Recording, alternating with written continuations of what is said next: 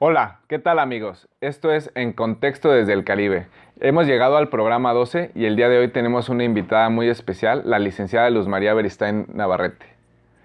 Ella es egresada de la Facultad de Ciencias Políticas y Sociales de la UNAM, se ha desempeñado como legisladora local en Quintana Roo y como senadora de la República, entre otros cargos. De igual forma nos acompaña el promotor cultural Sergio Lugo. Hola a todos.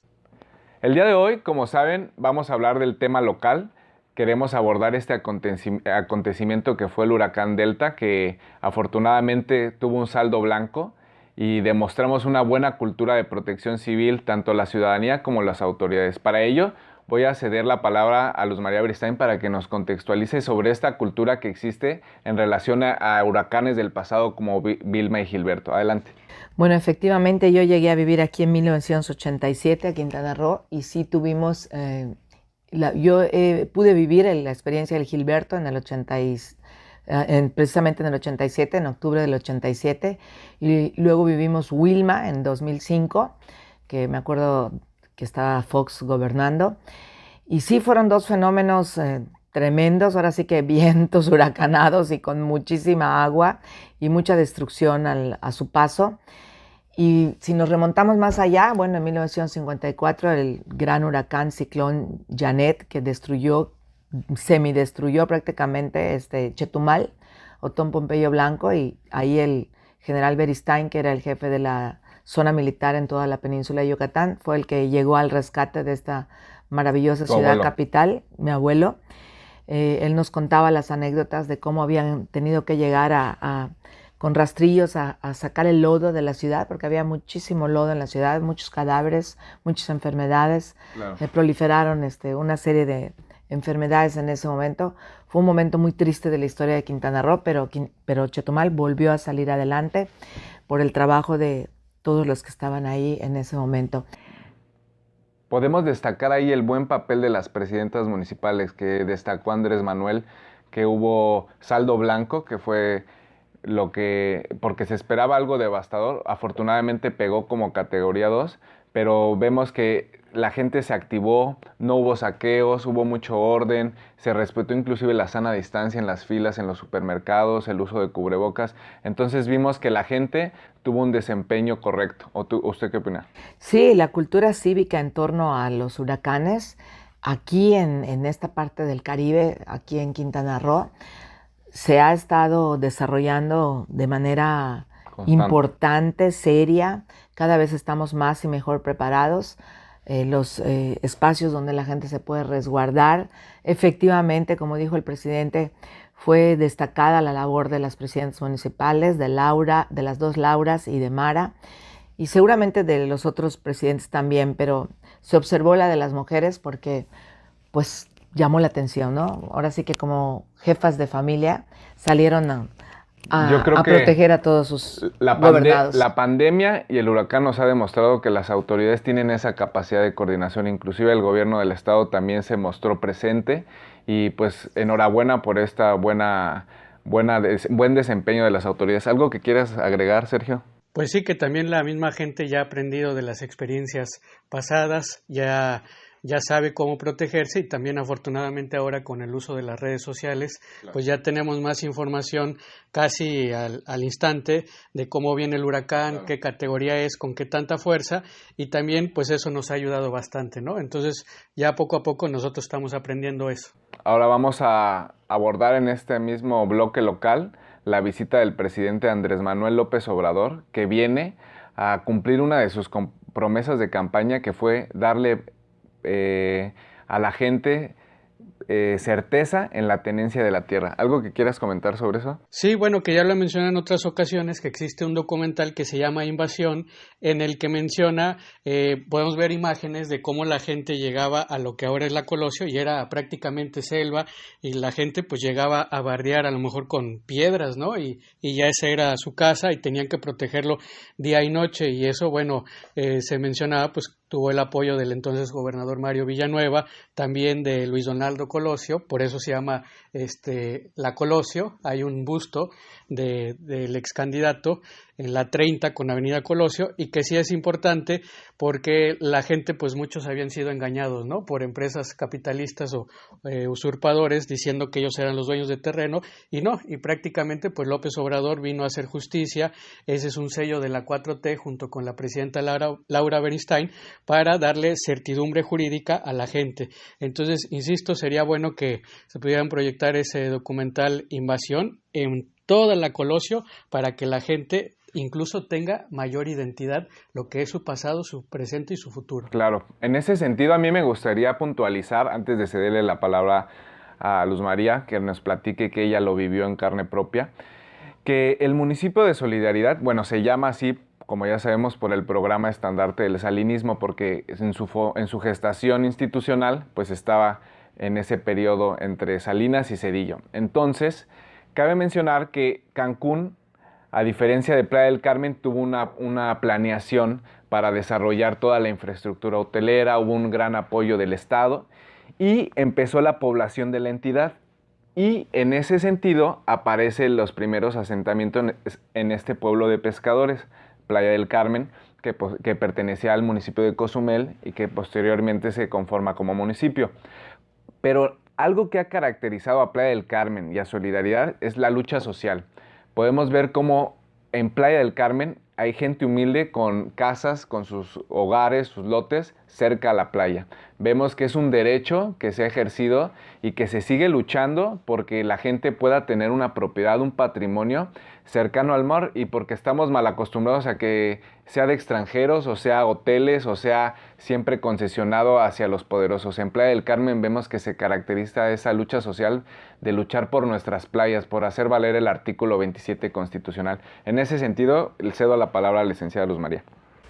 Efectivamente, este es un espacio dentro de Quintana Roo que antes era el sitio a donde venían a trabajar los obreros de la industria hotelera, de la industria turística, y después regresaban a dormir a Cancún, al grado que en algún momento se denominó Cancún como el dormitorio de los trabajadores que llegaban a la Riviera Maya a trabajar, pero se cansaron de estar yendo y viniendo y se establecieron, se asentaron aquí, y sí fue en este asentamiento humano de más de 5,000 familias, muy pintoresco y a la orilla del mar, que esa es una ventaja muy grande que estamos logrando, que no nos han sacado de ahí los grandes capitalistas, que creo que están entendiendo que tienen que aprender a convivir con todos los sectores de la población. Claro. Y no nada más los turistas o los empresarios que puedan pagar una inversión cercana al mar. Y AMLO lo sabe, por eso viene.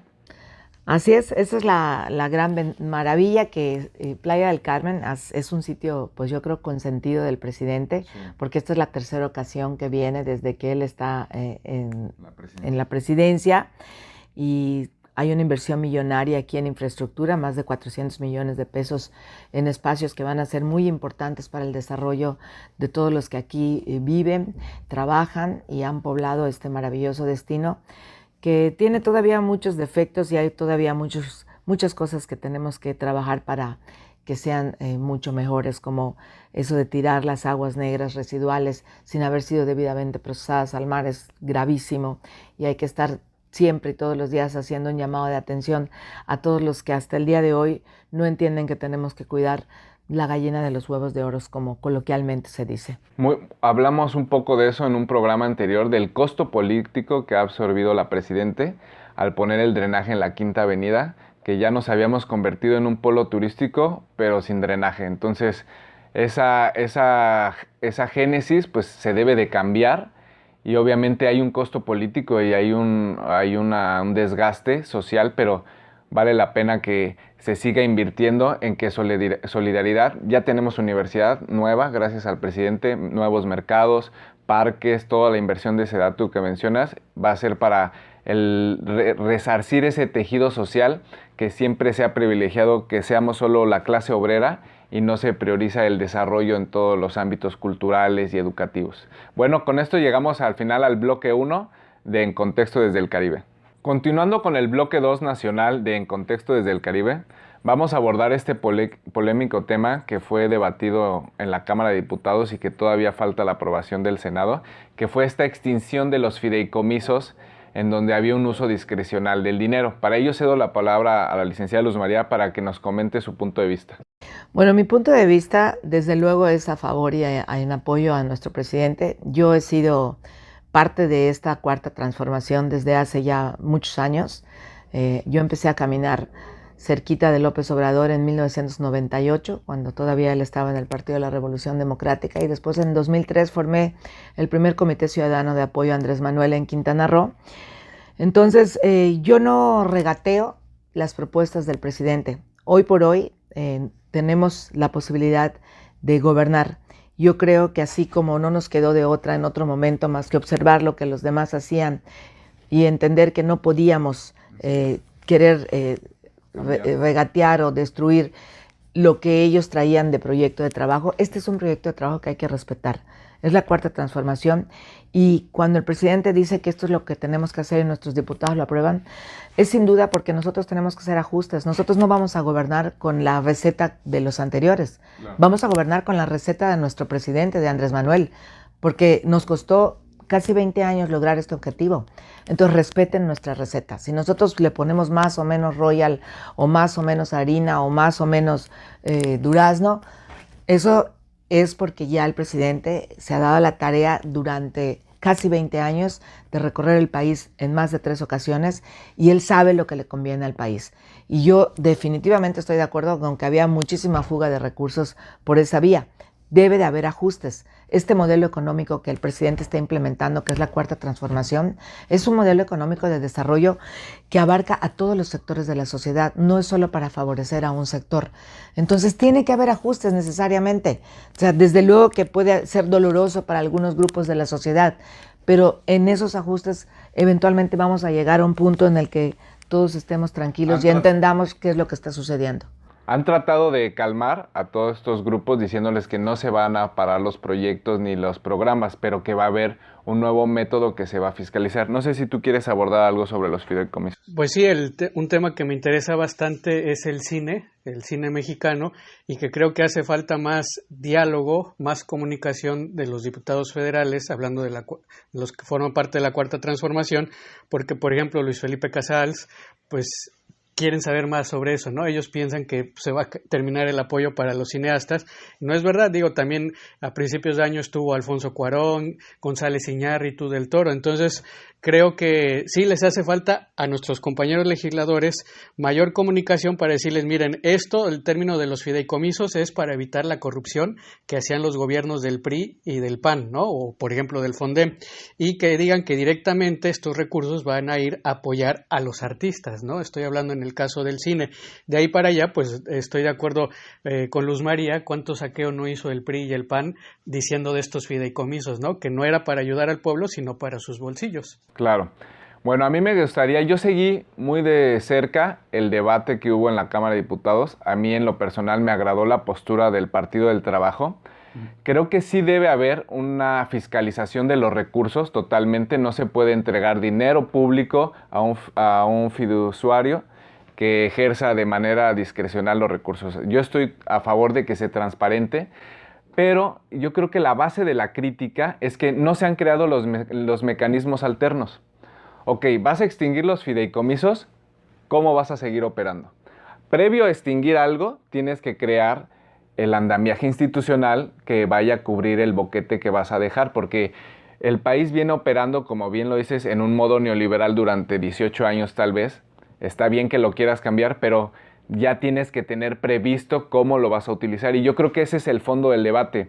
Yo no creo que López Obrador vaya a dejar sin apoyos al cine, a la ciencia, ni a ningún sector trascendental del país. Claro. Tiene el respaldo popular, es un país que ama a su pueblo y que queda eso totalmente claro, y tiene nuestro respaldo para tomar las decisiones, pero creo que cada legislador se debe dar su tiempo para analizar y responderle a su distrito, a su electorado, porque para eso es el poder legislativo, no para levantar el dedo, sino para analizar y responderle a sus electores, que es el soberano pueblo de México.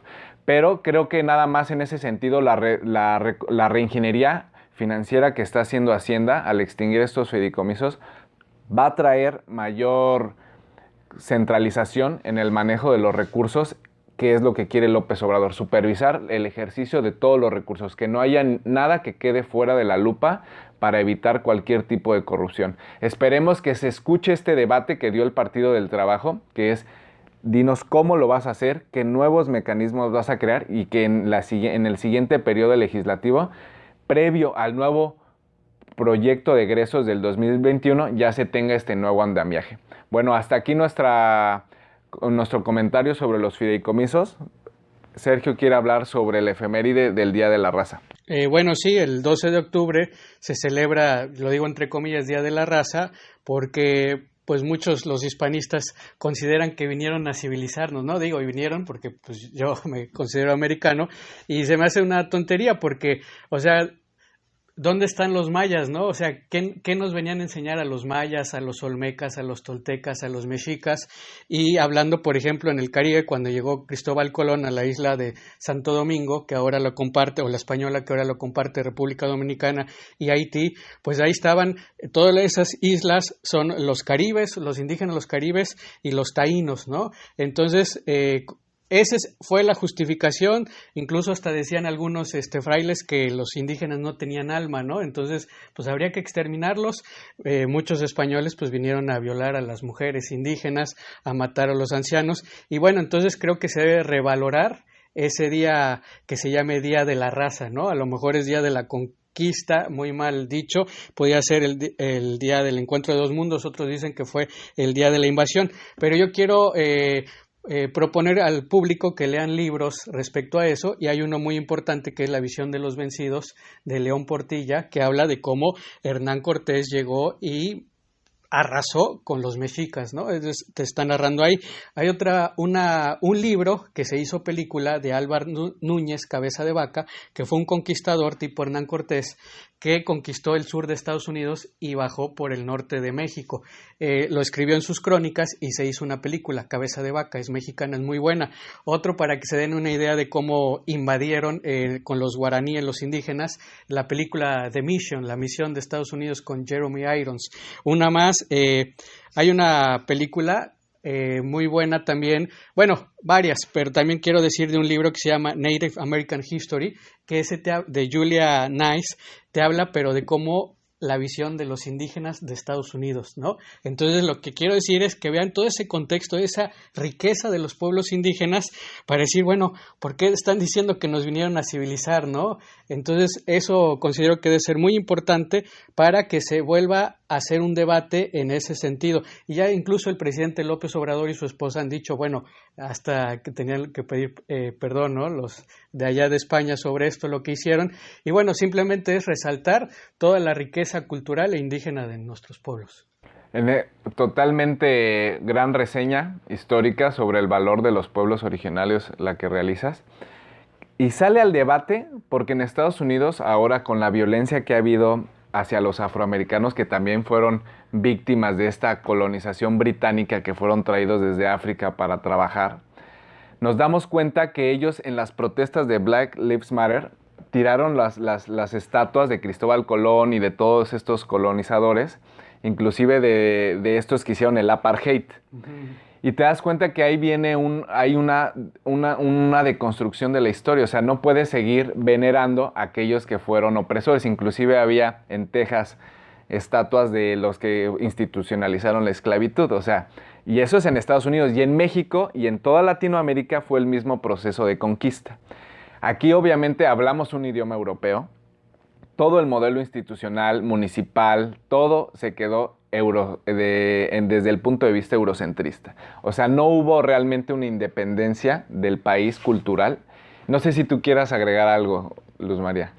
Bueno, yo estoy plenamente de acuerdo con lo que aquí se ha dicho y concuerdo con el término encuentro de dos mundos. Fue un encuentro muy accidentado, muy atropellado, muy salvaje, muy sanguinario, pero fue un encuentro de dos mundos. Fueron dos polos que a través del Atlántico se encontraron y hubo un desarrollo ahí, bueno, o un subdesarrollo, más bien dicho, en su origen muy triste, para todos los que originalmente eran los pobladores que atravesaban el estrecho de Bering para llegar aquí hace muchísimos años, ¿no?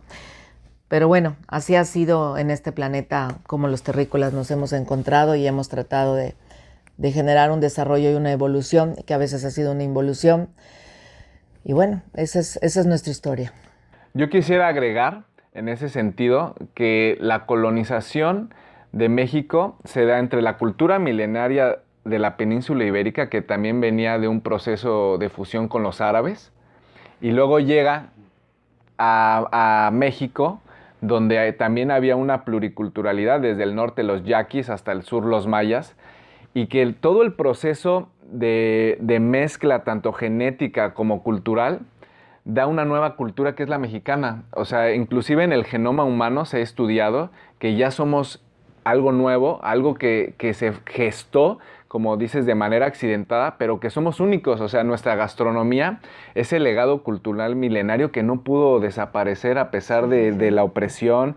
El legado, por ejemplo, el Día de Muertos, todas estas tradiciones que se fusionaron entre lo prehispánico y lo occidental, que dan forma a esta cultura milenaria que tenemos, y que me gustaría mencionar el libro de Velasco Piña, en el libro de Regina, donde habla de este injerto que fue la fusión que da México, y que somos únicos y que nos tenemos que concientizar y estudiar en deconstruir nuestra realidad para saber quién somos, como lo decía Octavio Paz, que a lo mejor era muy burgués, pero lo expuso muy bien en el premio Nobel que reciben en Laberinto de la Soledad, que es ¿qué es ser mexicano? ¿De dónde vienes? ¿Por qué toda esta identidad que fue una espiral de caos por la colonización, por el proceso de la evangelización, ese cambio cultural, y que aún así prevalece la Virgen de Guadalupe, que es la interpretación de Coatlicue y todas que viene de los árabes, porque también. Guadalupe es del río Guadalquivir, de los 800 años que estuvo los moros ocupando territorio español. Ese es solo un ejemplo de lo fascinante que es México. Entonces, en este Día de la Raza, pues aprovechemos para investigar y hacer una introspección individual y colectiva de lo que es ser mexicano. Rápido, mencionaste Estados Unidos, me acordé de la película Danza con Lobos, con Kevin Costner, del encuentro del militar gringo que se encuentra con los indígenas nativos de allá de Estados Unidos. Excelente, la recomiendo. Hablaste de los yaquis, les recomiendo el libro de ese mismo título, Yaquis, de Paco Ignacio Taibo, de cómo Porfirio Díaz los mandó a exterminar desde Sonora y los trajo a la península de Yucatán a trabajar en las haciendas del Enequén con la casta divina, y precisamente era como un exterminio como los nazis.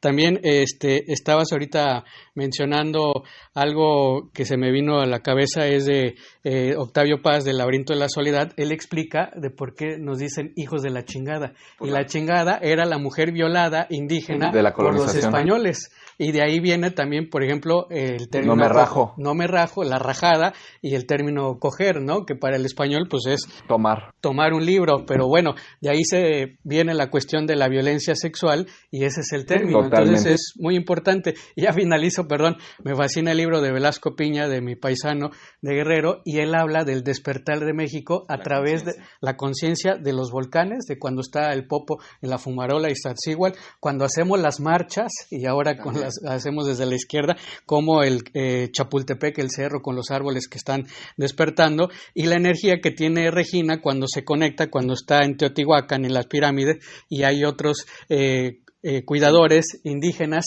que se juntan, y es cuando hacen la energía, ¿no? Las 4 culturas. Las 4 culturas. Entonces eso es básico para que la gente comprenda nuestra identidad. Claro, pues aquí llegamos al final del bloque 2.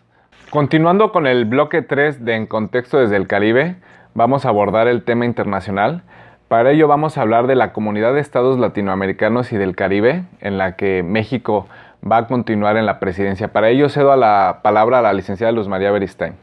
Bueno, sin duda esto no fuera posible sin la gestión de un estadista que hoy está al frente de la Cancillería. Me refiero al que en otro momento fuera el mejor alcalde de una de las capitales del planeta más importantes, la Ciudad de México, al licenciado Marcelo Ebrard.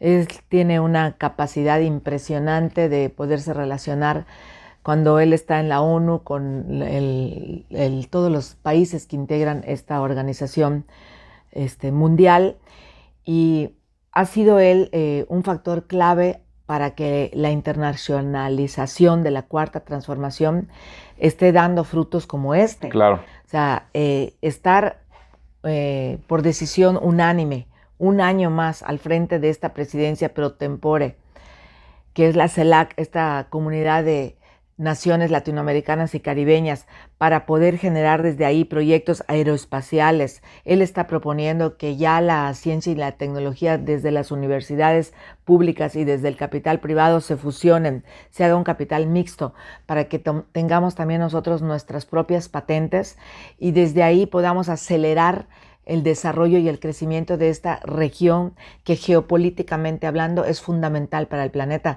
que es sin lugar a dudas el Caribe. Totalmente. Desde la llegada de la Cuarta Transformación, Marcelo Ebrard como canciller ha tomado ese nuevo liderazgo de México en todo el mundo y principalmente el Caribe. Vemos que ha habido un acercamiento con Cuba, vemos que también hay una alianza con el gobierno progresista de Argentina, se respaldó a Evo Morales en la persecución que tuvo y el papel activo de México siempre como ese gran hermano de América Latina ante el embate de los Estados Unidos es muy importante. Para ello cedo la palabra a Sergio para que nos comente algo en ese sentido. Bueno, pues Marcelo Ebrard es uno de los que están apuntados para la sucesión presidencial en el 2024, estoy de acuerdo en lo que dicen, y de la CELAC, pues retomando el Caribe, es tan riquísimo que, por ejemplo, ahorita se me viene a la mente Jamaica con el reggae y Bob Marley.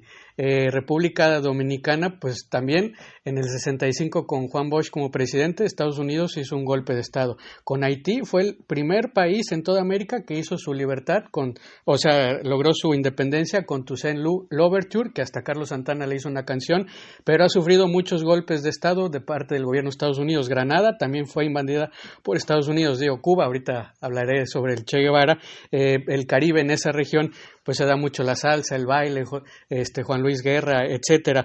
Y luego también la riqueza afro de las islas chiquitas que están enfrente de Venezuela. Entonces, como que a veces nosotros los de la izquierda decimos, sí, América Latina, pero nos olvidamos de esos países, de esas islas allá en el Caribe. Entonces, qué bueno que ahora México es como el hermano mayor, ¿no? Que podemos defender a nuestros compañeros frente a los embates del imperialismo de Estados Unidos. Entonces celebro esta presidencia por un año más.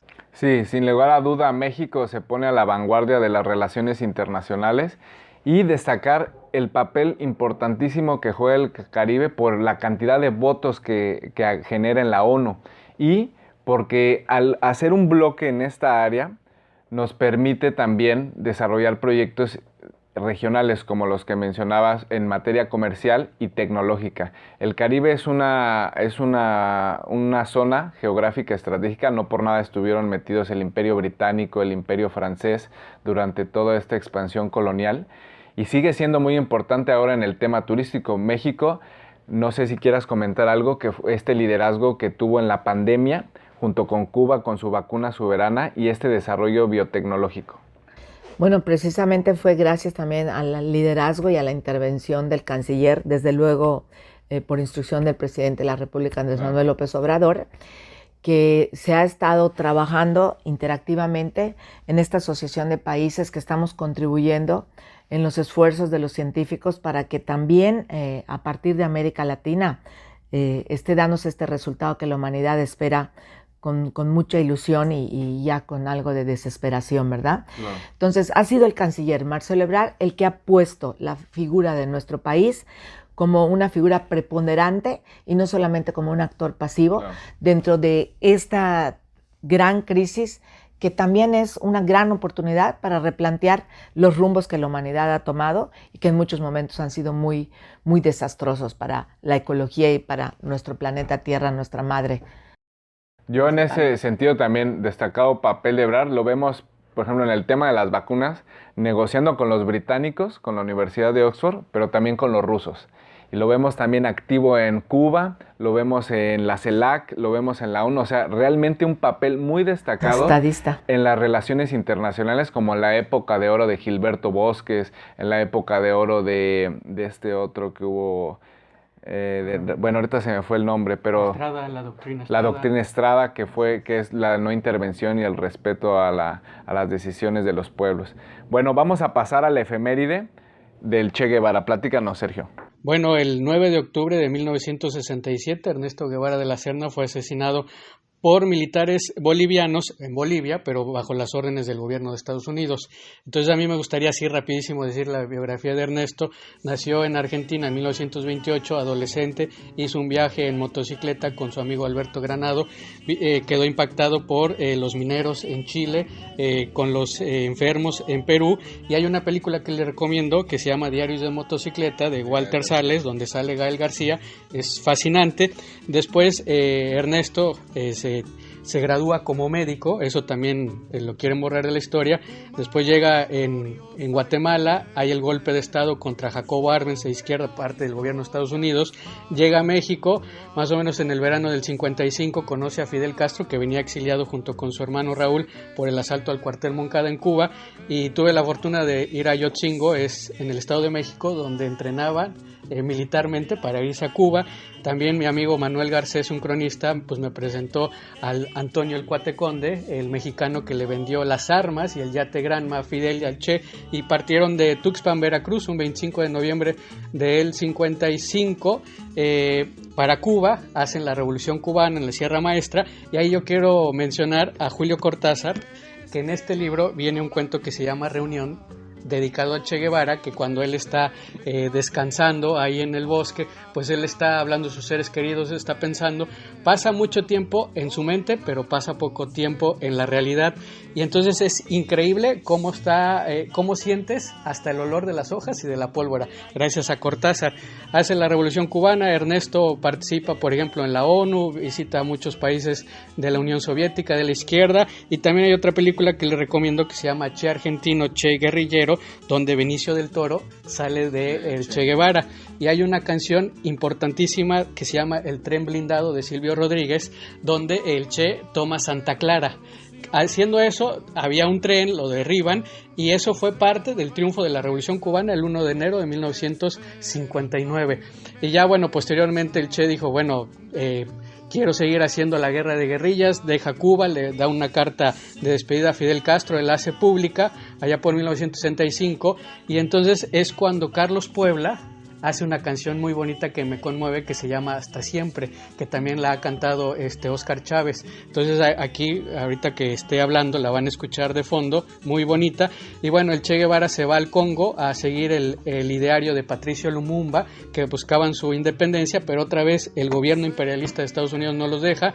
Y bueno, el Che Guevara finalmente llega a Bolivia porque él creía en el método de la guerra de guerrillas. Desafortunadamente, pues lo van aislando, lo van dejando solo, y es cuando lo aprenden el 8 de octubre de 1967 y lo matan el 9. Algo muy importante, hay un libro, la biografía más completa de Ernesto Guevara que he leído es de Paco Taibo II, el mexicano, que se llama Ernesto Guevara, también conocido como el Che, y ahí menciona de que antes de morir manda a llamar a la profesora porque él lo tenían en una escuelita y le corrige una falta de ortografía que estaba en el pizarrón, y esa es la grandeza del Che. Hay un libro que se llama Pensamiento Político de Ernesto Guevara, de la cubana María del Carmen Ariet Bautista, en el que hasta el Che, donde quiera que estuviera combatiendo, tenía en su mochila libros que eran sus favoritos. O sea, imagínate, el Che leía, el Che escribía sus cartas, entonces es lo increíble, es de los comunistas que más admiro. Entonces, bueno, pues es un homenaje que le hacen al Che Guevara en Cuba y en muchas partes del mundo, y que en el 2 de octubre del 68, la imagen de corda que le tomó al Che Guevara era la más vista, junto con las de Emiliano Zapata. Pues gran legado ideológico del Che Guevara en toda Latinoamérica. ¿Algo que quieras agregar, Luz? Pues un gran prócer de la liberación de los pueblos de los yugos imperialistas, y hoy tenemos un hombre de tamaños similares, que es el Papa Francisco, que yo también admiro mucho y me encanta porque lo siento un hombre vanguardista, progresista dentro del mundo de la religión.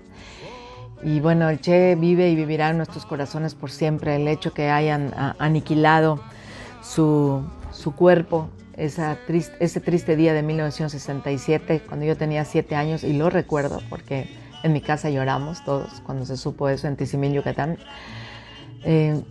Pero jamás lo van a sacar de nuestro corazón y de nuestras memorias. Es el gran prócer de la liberación de los pueblos después de Simón Bolívar, el Che Guevara.